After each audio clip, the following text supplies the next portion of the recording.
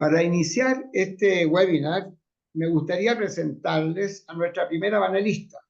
Vamos a tener 4 panelistas, pero nuestra primera panelista es la doctora Dora Altbil, Premio Nacional en Ciencias Exactas del año 2019.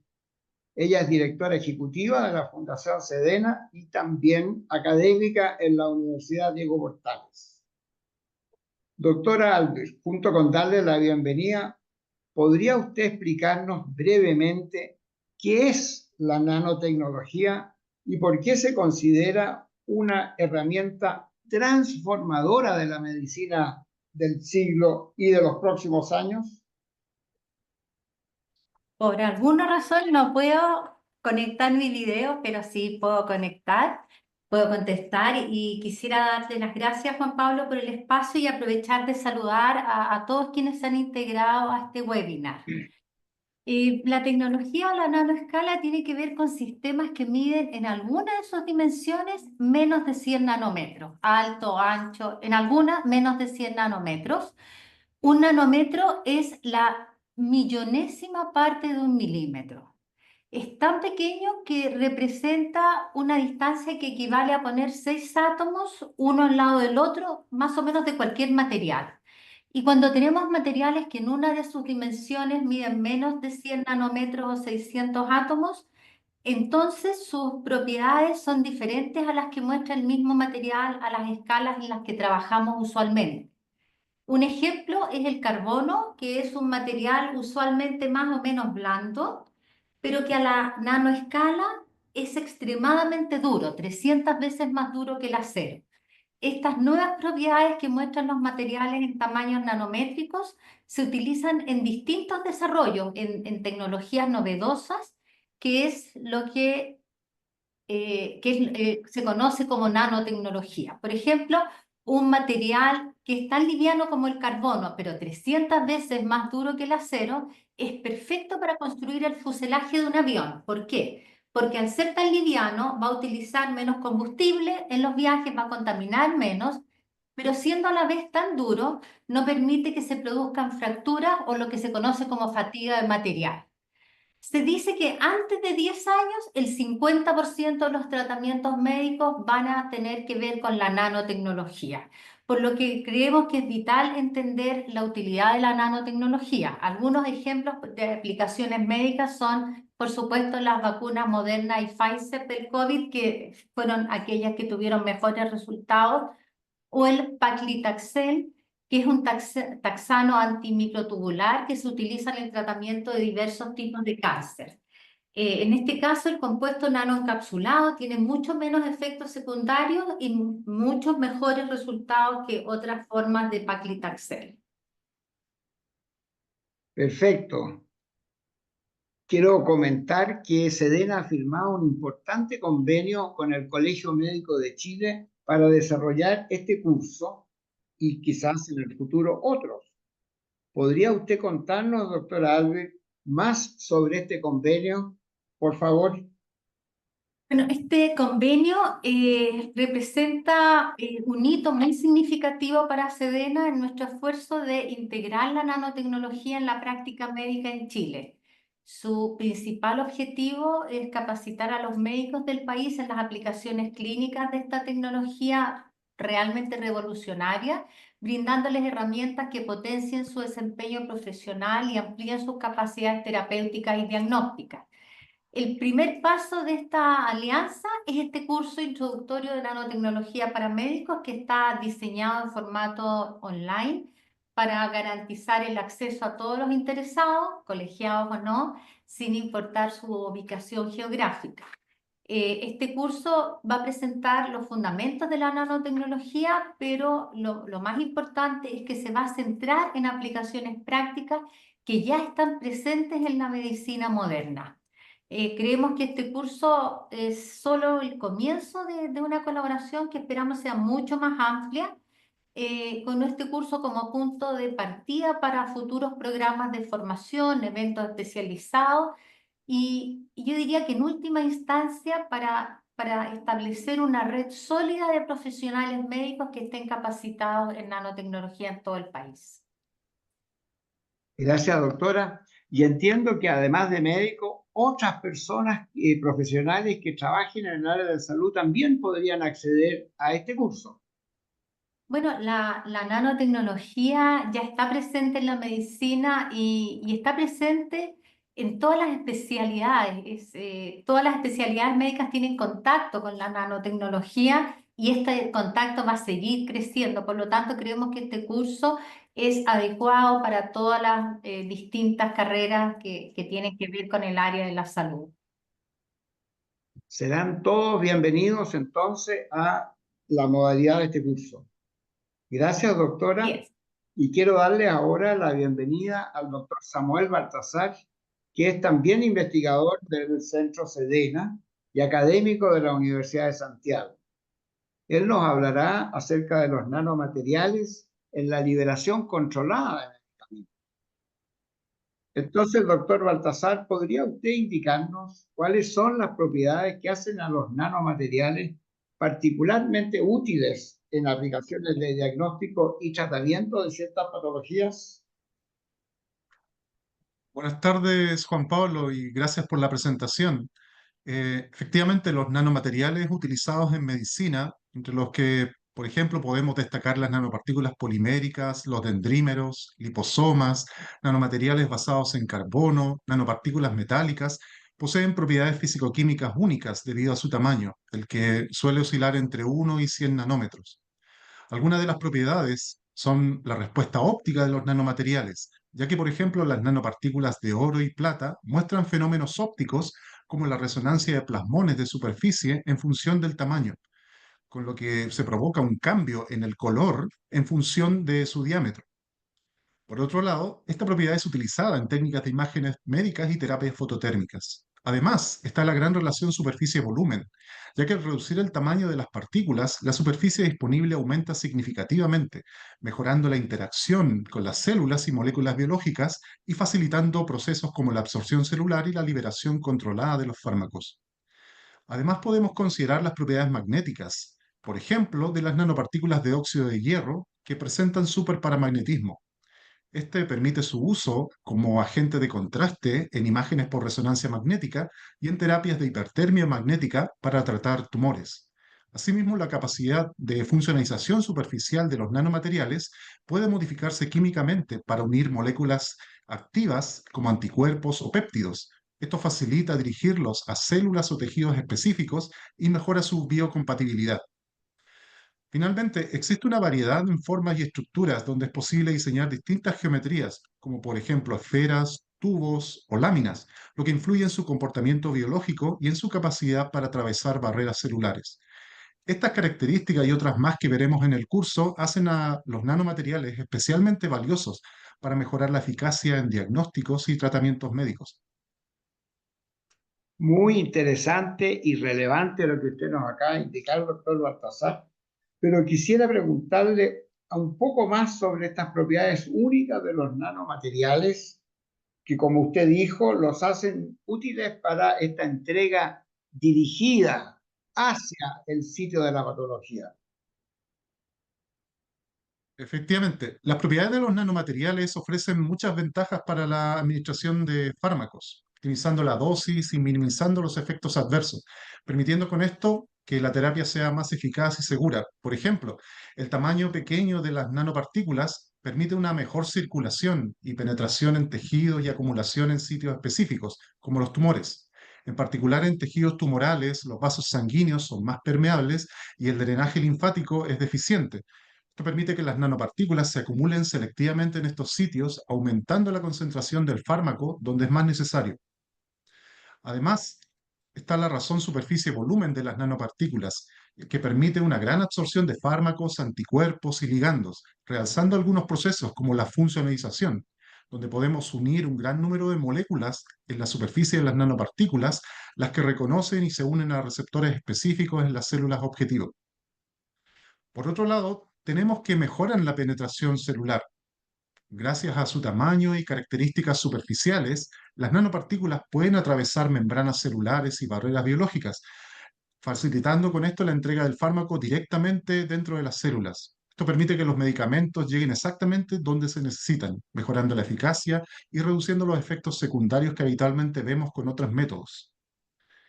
Adicionalmente, se tiene la liberación controlada y sensible a estímulos, donde las nanopartículas pueden diseñarse para liberar el fármaco en respuesta a estímulos específicos del entorno patológico, como un pH ácido o enzimas particulares, asegurando que el medicamento actúe en el lugar y momento adecuado. Por último, estos tamaños minimizan la activación indeseada del sistema inmunitario innato, con lo que evitamos la rápida eliminación por el sistema circulatorio. Al encapsular el medicamento, las nanopartículas lo protegen de la degradación prematura por enzimas, el sistema inmunológico, y aumentan con esto la estabilidad y su vida media en el organismo. Sin duda, me parece que esto es sumamente novedoso y, como dice el título de este curso, nos va presentando las bases de la medicina del futuro que ya están presentes en la terapéutica en Chile hoy. Quiero agradecerle, doctor Baltasar, su presentación y quisiera ahora darle la bienvenida al doctor Pedro Chaná, neurólogo que se ha interesado mucho en las enfermedades neurodegenerativas. El doctor Chaná tiene una amplia presencia en el mundo médico y académico, es presidente del Congreso Panamericano de Neurología y vicepresidente de la regional de la Federación Mundial de Neurología. Hoy nos hablará acerca de los avances en la nanotecnología, especialmente en el diagnóstico y el tratamiento de estas enfermedades. ¿Podría usted, doctor Chaná, por favor, explicarnos de qué manera la nanotecnología está transformando el diagnóstico y el tratamiento de estas enfermedades neurodegenerativas? Muchas gracias, profesor, por la introducción. En realidad, la nanotecnología es una revolución muy importante que nos lleva a otra dimensión, digamos, y en esta otra dimensión podemos empezar a hacer muchas cosas diferentes, como se ha empezado a insinuar en los expositores previos.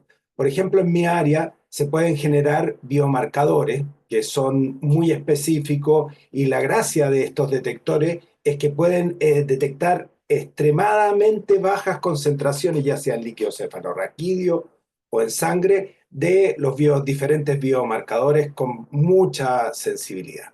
Ahora, ¿cómo se hace esto? ¿Cómo se logra esto? Aquí en la diapositiva ustedes pueden ver las nanopartículas tienen varias características. Una es de qué están compuestas, y ahí vamos a ver diferentes compuestos, ¿no es cierto? Algunas son poliméricas, otras son sintetizadas, otras son naturales como las albúminas o el quitosán, que es un derivado de un camarón. Entonces, estas características, digamos, que están algunas presentes en la naturaleza y otras son sintéticas, van a ofrecer distintas posibilidades. Entonces, por ejemplo, pueden servirnos para cargar moléculas, o sea, llevar moléculas. Y en el área que yo trabajo, puede ser dopamina, pueden ser fármacos dopaminérgicos, pueden ser eventualmente genes que queramos transportar, factores neurotróficos, componentes de distintas naturalezas, ya sea antioxidantes o el tipo que queramos. ¿Y por qué nos permiten eso? Porque en estas formas que ya se mencionó que tienen, nos van a permitir llegar más lejos, cargar una cantidad, evitar que haya problemas de compatibilidad en algún momento, traspasar algunas barreras, mejorar absorciones. O sea, va a ir dependiendo de lo que queramos conseguir, digamos, obteniéndose distinto. La próxima para nosotros, diapositiva, para nosotros una de las cosas más anheladas, como el santo grial de la neurología, es traspasar la barrera hematoencefálica, digamos. Y ahí, obviamente, que las nanomoléculas nos van a ofrecer distintas alternativas, ya sea por las características como son los liposomas, que van a poder traspasar la barrera, o cuando los ligamos a transferrina, que hay receptores específicos, o eventualmente usando algún tipo de transportador, etc. O sea, hay varios tipos, dependiendo de lo que uno vaya a necesitar o quiera construir. La próxima diapositiva. Y evidentemente que en esto se empieza a hablar, a abrir un puzzle enorme, Entonces vamos a tener nanomoléculas dependiendo de su origen, después de los tipos de agentes terapéuticos que queremos transportar y bueno, y obviamente qué tipo de modelo vamos a utilizar. Esto es fundamental y hay que entender que aparte de esta posibilidad, que es la posibilidad de usarla eventualmente como transportador, también las nanomoléculas tienen en sí potenciales terapéuticos. Nosotros sabemos que en la enfermedad de Parkinson, por ejemplo, los quantum dots inhiben la agregación de amiloide y de alfa-sinucleína. Lo mismo sucede con la curcumina, que es un producto, ¿no es cierto?, natural, y obviamente que se está buscando en estos momentos estudiar distintas alternativas para ver el impacto en la terapéutica. Me voy haciendo la imagen, profesor Chanay, con todos los expositores, que realmente esto va a ser molecular y muy revolucionario. Quisiera preguntarle, doctor, aprovechando su tiempo, en forma concreta, que usted nos pueda dar ejemplos concretos en su área de trabajo, cómo estas nanopartículas se usan para diagnosticar y para tratar enfermedades neurodegenerativas. Bueno, hay un concepto que está cada vez más en boga, que es lo que llaman teragnosis, digamos, que es esto de mezclar terapia con diagnóstico, que es una de las posibilidades que tiene las nanomoléculas, pero nosotros estamos trabajando puntualmente actualmente en biosensores. Vamos a ver la diapositiva. En la enfermedad de Parkinson, actualmente sabemos que hay varios biomarcadores. En general, la combinación de biomarcadores da un mejor resultado para el diagnóstico, o sea, no un solo marcador. Entonces, se ha visto, por ejemplo, que marcar microRNA y alfa-sinucleína con dispositivos al lado del paciente podría ser muy útil, es lo que estamos trabajando actualmente, por este potencial que tienen ¿cómo se llama?, las nanomoléculas. En este caso, lo que nosotros estamos trabajando es con aptémeros que van a, digamos, a reconocer ya sea alfa-sinucleína o el microRNA para después hacer a través de un proceso electroquímico la detección y la cuantificación. Y esto en tiempo real, lo que es un potencial enorme. La próxima diapositiva. Para poder lograr esto, obviamente que necesitamos pasar varias barreras. Determinar la precisión, determinar la usabilidad, determinar la velocidad. O sea, hay muchas cosas que superar todavía, pero se ve un potencial enorme y estamos trabajando en ello y esperamos tener noticias prontamente. Gracias, doctor Chaná. Y una última pregunta cortita. ¿Y esto se está haciendo en Chile? ¿O Sí. esto es lo que se lee en la literatura No. médica Esto que avanzada y estamos, especializada? no, esto es lo que estamos mencionando es un trabajo de Sedena. Estamos trabajando con la doctora Patricia Díaz y con el equipo de ingenieros en el desarrollo de este dispositivo. Muchas gracias. Súper. Quiero agradecerle, doctor Chaná, su participación y Gracias. recordarle a nuestros auditores que se han recién incorporado a este webinar que estamos planteando las bases del uso de la nanotecnología en la medicina del futuro. Como ya lo escucharon del doctor Chaná, muchas de las investigaciones se están haciendo en Chile. Y quiero presentarles ahora a nuestro cuarto expositor, el doctor Cristian Vilos, investigador también del SEDENA, profesor titular de la Facultad de Medicina de la Universidad de Talca y director de un centro de nanomedicina, diagnóstico y desarrollo de fármacos. Él nos hablará acerca de aplicaciones clínicas de la nanotecnología. Entonces, un gusto saludarlo, profesor Vilos, y quisiera preguntarle cuáles son los usos más innovadores de la nanotecnología en la práctica clínica actual. Tengan todos muy buenas tardes y sean bienvenidos a hablar sobre la grandeza de este mundo nano. Para abordar tu pregunta, Juan Pablo, quisiera hablar sobre ciertos conceptos que ya se han tratado recientemente en términos de esta liberación dirigida de fármacos y revisando un poco las preguntas que estaban apareciendo también. Cuando hablamos de la liberación sostenida o liberación dirigida, también tenemos que incorporar un concepto que tiene que ver con targeted delivery, que es cómo llegamos al sitio que queremos. Y para eso nosotros, como estrategia, los científicos utilizamos ciertas moléculas que se expresan ya sea diferencialmente en la membrana de ciertos tejidos o ciertas células, tejido tumoral por ejemplo, que se expresan entonces diferencialmente o se sobreexpresan. Entonces, de esa manera somos capaces de incorporar en la superficie de nanopartículas, una vez que las formulamos, diferentes ligandos, ya sea anticuerpos, pequeños segmentos o antibodies, como hablaba el doctor Chaná, aptámeros, ácido fólico, ciertos péptidos que son capaces de reconocer de manera específica estas moléculas que se expresan de manera diferenciada en las células. De esa manera aumentamos la probabilidad de que exista esta interacción y posteriormente internalización de la nanopartícula y posteriormente liberación del fármaco o principio activo que lleva en su interior.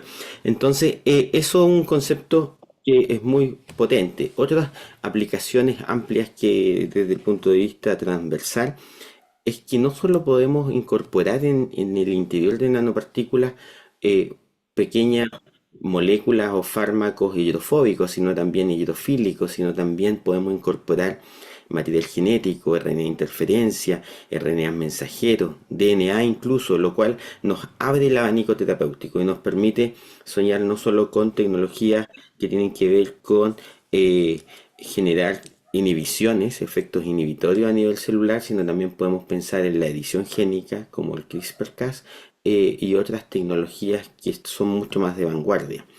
De la misma manera, el uso de nanopartículas combinado con el desarrollo de los biopolímeros y la ingeniería de tejido ha permitido incorporar factores de crecimiento, factores promotores de diversos linajes celulares, de tal manera de establecer estos scaffold o andamios que permiten promover la regeneración de músculos, de huesos y de otros tejidos funcionales. Por lo tanto, ese es otro ámbito, área de aplicación muy interesante. Y aquí yo diría que les voy a hablar sobre el paso, la mirada al futuro más de frontera, que tiene que ver hoy día con el uso de nanopartículas en términos de diagnóstico a través de su interacción con las proteínas del plasma. Es decir, si nosotros tomamos una nanopartícula que tiene una estructura especial y la sometemos a un plasma sanguíneo que tiene múltiples proteínas, enzimas y diferentes otras moléculas, estas se van a quedar absorbidas en la superficie. Y esa absorción o interacción específica se llama proteógrafo, en donde si analizamos esto nos permite captar o analizar biomarcadores que nos van a poder permitir predecir, porque están estableciendo relaciones entre estos proteógrafos con ciertas patologías. Entonces se están generando huellas dactilares asociadas a cuadros clínicos patológicos que nos va a permitir hacer una detección muy temprana y, como decía el profesor Chaná, con una sensibilidad única, que es lo que nos permite a escala nanométrica gracias a esta superficie y volumen que indicaba el doctor Baltasar. Así es que, Juan Pablo, esos serían, yo creo, los hitos más relevantes en términos del amplio uso de la nanotecnología y su impacto actualmente transversal en las ciencias biológicas, biomédicas y por tanto en la medicina. Muchas gracias, doctor Vilos. Pero yo quisiera llevarlo aún más al terreno biomédico como tal. ¿Podría usted mostrarnos cómo nanopartículas se están usando hoy en el diagnóstico, pero también en el tratamiento de ciertas enfermedades? Por supuesto. Resulta que nosotros en el año 1995 fuimos testigos de que la FDA aprueba la primera terapia basada en nanotecnología. En este caso consiste en pequeñas partículas hechas de fosfolípidos llamados liposomas, los cuales tienen la particularidad de que se autoensamblan como estructuras muy similares a las membranas biológicas. Y en este caso, Doxil, que representa esta terapia, que es una tecnología que incorpora la doxorubicina en su interior y está siendo utilizada desde ese año para cáncer de ovario, para el sarcoma de Kaposi y para el cáncer de mama metastásico. Entonces, esa es una de las tecnologías como propiamente tal en el mercado. Posteriormente, nosotros fuimos testigos ya hacia el año 2005 que aparece Abraxano, que es otra nanotecnología basada en nanopartículas de albúmina, las cuales incorporan paclitaxel en su interior. Este Abraxano, inicialmente aprobado para el cáncer de mama metastásico, se amplía hacia el 2012 para ser utilizado en combinación con carboplatino en cáncer de pulmón microcítico avanzado, y al año siguiente en cáncer de páncreas avanzado, cuando este es utilizado en combinación con gemcitabina, lo cual ha mostrado claramente que hay una sobrevida de los pacientes mucho mayor, y lo cual trae un beneficio terapéutico. Saliendo un poco del área del cáncer, el año 2009 se aprueba esta tecnología ferumoxitol, que es un nombre comercial, que fíjate que tiene dos aristas, porque inicialmente nace como un suplemento intravenoso para tratar la anemia con deficiencia de hierro en pacientes con enfermedad renal crónica. Pero interesantemente las nanopartículas metálicas tienen, entre las propiedades que nombraba el doctor Baltasar, una utilidad como medio contraste, y esta también para MRI se utiliza como medio contraste, ya que esta, al quedar retenida en ciertos lugares, sobre todo estamos hablando del microambiente tumoral, nos permite identificar ciertas regiones. Entonces desde el 2009 está siendo utilizado con estas dos aplicaciones. Posteriormente, hacia el 2015, tenemos otra formulación basada en liposomas, que se llama Onivide. Estos liposomas están cargados con un quimioterapéutico irinotecan, que se utiliza tanto en cáncer colorectal como, en este caso, se ha utilizado en cáncer de páncreas, cáncer metastásico de páncreas, en combinación también con gemcitabina. También otra combinación que se ha utilizado con Onivide es el 5-FU o 5-fluoracilo con leucovorina, lo cual ha mostrado resultados bastante promisorios. Y como último ejemplo, no podía no destacar que el año 2020, como estrategia de vacuna de emergencia, Moderna es aprobada, y al año siguiente ya con aprobación definitoria la vacuna de Pfizer BioNTech, en donde estas vacunas se sustentan en la capacidad que la nanotecnología nos da para poder prevenir que se degraden moléculas lábiles, como en este caso el mRNA. Entonces, basado en estas propiedades de la nanotecnología, de poder encapsular principios activos, y en este caso moléculas que nos permite generar una respuesta inmune, y además que permite ser reconocida por nuestro sistema inmune para generar la respuesta inmune de memoria y la producción de anticuerpos. Entonces, estas son algunas de las grandes hitos y efectos que podríamos mencionar en términos de la aplicación clínica real de la nanotecnología en la medicina actual. Muchas gracias, doctor Vilos. Quedo absolutamente con la idea, convencido, de que la quimioterapia, por un lado, el diagnóstico y el tratamiento de enfermedades neurodegenerativas están usando ya estas nanopartículas.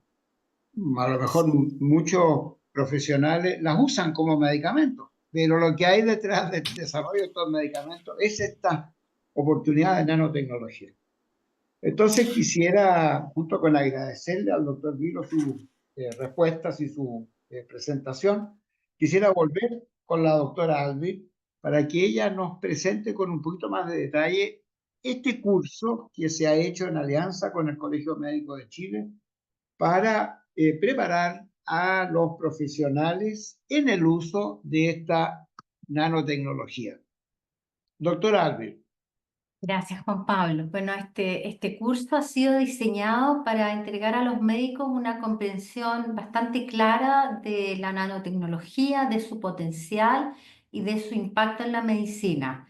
En estos 8 módulos los participantes van a poder explorar áreas claves como, por ejemplo, el uso de nanomateriales en el diagnóstico, los sistemas de liberación controlada de medicamentos y también conocer diversas terapias que son muy innovadoras y que están basadas en nanotecnología. También vamos a abordar algunos aspectos éticos y regulatorios para tener un enfoque responsable en la implementación clínica de la nanotecnología. El formato online va a permitir que los participantes puedan avanzar a su ritmo y quienes deseen también profundizar pueden participar en la parte práctica de la que hablamos, que es opcional en los laboratorios del SEDENA, donde van a poder tener un contacto directo con los nanomateriales y sus aplicaciones, combinando entonces la teoría con los casos prácticos que van a facilitar muchísimo integrar estos conocimientos en la práctica diaria. Muchas gracias, doctora. Pero ahora quisiera preguntarle a usted si puede detallar aspectos logísticos relacionados con el desarrollo de este curso. ¿Sí? ¿Cuándo se va a iniciar? ¿Qué se ha pensado? ¿Quiénes van a ser los participantes en las lecciones o en las clases o como se llaman las intervenciones? ¿Sí? Para que vamos preparándonos para esta oportunidad. ¿Sí? Bueno, el curso comienza en mayo del 2025 con inscripciones que van a estar abiertas entre febrero y marzo. Lo hemos estructurado en 16 horas cronológicas distribuidas en las 8 sesiones que hablamos, 8 semanas. Vamos a tener una clase semanal. Y la parte práctica de la que hablamos, que es opcional, va a tener cupos limitados para garantizar una experiencia personalizada en los laboratorios. El costo va a ser muy accesible con valores diferenciados para médicos colegiados y no colegiados, buscando así facilitar el acceso a todos los que estén interesados. Y para obtener más información pueden visitar la página web del centro www.sedenna.cl o escribirnos al correo contacto sedenna@usach.cl. Estamos convencidos de que este curso va a marcar un antes y un después en la práctica médica en Chile, mostrando todo el potencial que existe gracias a la nanotecnología. Gracias, doctora Albert. Quedo convencido que este curso es una iniciativa innovadora que contribuirá al desarrollo profesional y va a poner de manifiesto las bondades que tienen las nanopartículas en el diagnóstico y tratamiento de enfermedades, como ya lo hemos visto. Entonces, como había prometido, ahora hay unos minutos para contestar algunas preguntas que hubieran surgido durante el desarrollo de la exposición. Quedo atento. Tenemos una pregunta, doctor, que creo que está más dirigida al doctor Vilos. Dice, ¿cómo dirigen las nanopartículas específicamente a las células? Doctor Vilo, ¿nos puede orientar y puede expandirse un poquito más en este aspecto? Muchas gracias. Sí, como explicaba anteriormente, cuando hablamos de liberación dirigida, tenemos que entender que nosotros, una vez que administramos un fármaco, este se va a distribuir teóricamente homogéneamente en todo nuestro organismo, ¿verdad? Por lo tanto, en la medida que nosotros incorporamos moléculas que reconozcan proteínas o estructuras de la célula blanco, nosotros vamos a aumentar la probabilidad de que éstas entren en relación, en contacto, en interacción, y por lo tanto de esa manera aumentamos la probabilidad de que la eficacia terapéutica llegue al sitio que nosotros esperamos. Por lo tanto, tenemos que pensar siempre que estamos en un entorno biológico donde las variables son muchas y muy complejas a la vez. Entonces, el concepto actual de liberación dirigida hacia un blanco terapéutico está orientado en que la molécula es capaz de reconocer. Ahora, importante también es entender que la biología es muy específica en ese sentido, así como tenemos este reconocimiento antígeno-anticuerpo que es de una especificidad única. El incorporar estas moléculas también nos va a garantizar que se una a nuestro blanco siempre y cuando este blanco se exprese de forma diferenciada en el sitio que queremos, ¿me entiendes? Porque si hay redundancia en otros tejidos, también va a existir la probabilidad de que se una en otros tejidos, y también tenemos que sortear que nuestro sistema tampoco sea retirado en etapas tempranas por el sistema fagocítico mononuclear, porque acá tenemos siempre presente un sistema inmune que está ávido por captar todo aquello que puede considerar ajeno. Espero haber respondido la pregunta. Gracias, sí, sí, interesante. ¿Hay Tenemos- otras preguntas por Sí, ahí? hay varias más. Carmen? Tenemos una Sí, segunda pregunta, creo que sí. apunta al doctor Chanán. ¿Cómo afecta la nanotecnología al ser humano? ¿Cuál es la preocupación actual de ustedes con respecto al uso de la nanotecnología en cuanto a salud? Bueno, hay que entender que la nanotecnología, digamos, tiene aspectos que son, digamos, de manufactura, o sea, hechos, y otros que son naturales, o sea, nanomoléculas todos tenemos incorporadas en nuestro sistema. De hecho, la albúmina, de hecho, los liposomas, etcétera. Son especies de membranas, digamos. Lo que pasa es que aquí hay un proceso de manipulación tecnológica para transformarlo en un medio hábil para ponerlo al servicio de la tecnología. Evidentemente que esto, para poder transformarse en un fármaco o un elemento terapéutico, tiene que pasar todo el proceso de seguridad. La regulación, que eso es parte de lo que se va a conversar también en el curso, tiene, digamos, actualmente en Chile no hay una regulación muy fuerte, yo diría que todavía es blanda al respecto, y tiene que la regulación esencialmente de los fármacos en general. Y obviamente que eso implica presentar pruebas de que no es un elemento tóxico, que no produce eventos adversos, que no va a producir problemas y que efectivamente tiene un rol positivo en lo que se le va a hacer a la persona, lo que se pretende tener como beneficio. Sedena tiene un departamento de nanoseguridad que tiene todas las pruebas que son necesarias para, digamos, demostrar que una nanopartícula no es tóxica. Hay una unidad dedicada a eso y que probablemente sean los que van a dar el curso en la parte de nanoseguridad, me imagino. Muchas gracias, doctor Chanán. Tenemos otra ¿Habrá otra pregunta pregunta, más, Carmen? ¿sí? Sí. Para la doctora Albir, dice, para acceder a la parte práctica del curso, ¿se debe tener experiencia previa en síntesis de nanopartículas? ¿Otro tipo de personal de la salud, como bioquímicos o tecnólogos médicos, pueden acceder al curso, doctora? Sí, bueno, yo creo que no es necesario, tanto en la parte teórica como en la parte experimental. Vamos a explicar cómo se sintetizan las distintas nanopartículas. La verdad es que hay muchísimos métodos para sintetizar, tanto desde el punto de vista de la física como de la química, y por supuesto no podemos verlos todos, pero sí vamos a comentar desde la teoría y desde la experimentación cómo se pueden sintetizar y no se requiere ningún conocimiento previo. Me parece que sí, que los bioquímicos y un tecnólogo médico realmente no tienen ninguna dificultad en insertarse en este curso, pero además creo que va a ser muy necesario para ambos, particularmente en el caso de los tecnólogos médicos.